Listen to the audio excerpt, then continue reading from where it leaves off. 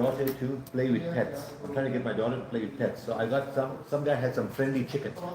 So I got the friendly chicken, and she picks them, plays with them. So I went to the masjid. One guy said, "So what do you do with your daughter?" I said, "My daughter has a pet now, so she's playing with a chicken." He goes, how many chicken? I go, about four. And I said, and I don't know why I slipped up and I said, and only 2 lay eggs. So that means the other 2 are very old, they don't lay eggs. So he only tells me, well, give me the other 2. I said, no, they are pets. You're going to kill them. I don't want you to kill them. He only tells me exactly what. He goes, you don't have to tell your daughter you're giving them to me. Just give it to me and I'll kill them. And I'm like, why would that guy tell that in my face? Another guy goes, you know why he said that? He's an engineering major. That's how they talk. Because the social cues are totally to the point. So I don't know if there's any engineering majors here. Is this true about them?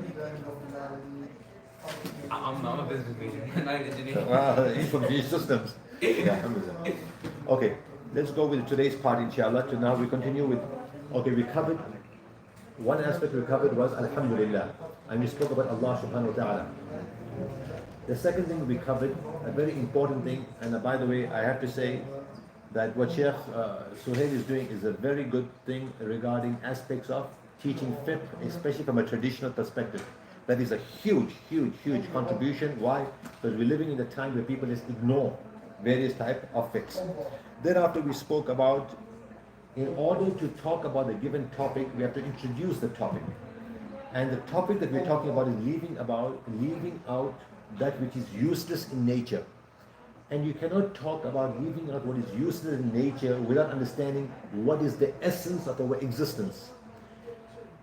That brings us to the Quran and the few ayah that the different students read out over here. One of them is اذكروا الله ذكرا كثيرا. The only way to keep your focus on Allah and not let doubt take over is to remember Allah in abundance.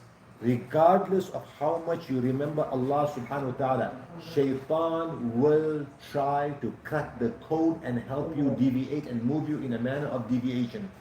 And in today's time with social media and all these things, the opportunities of deviation is tremendous and profound. Any of you married, by the way? MashaAllah, you all are lucky. Okay, that's good. I mean, depends how you look at it.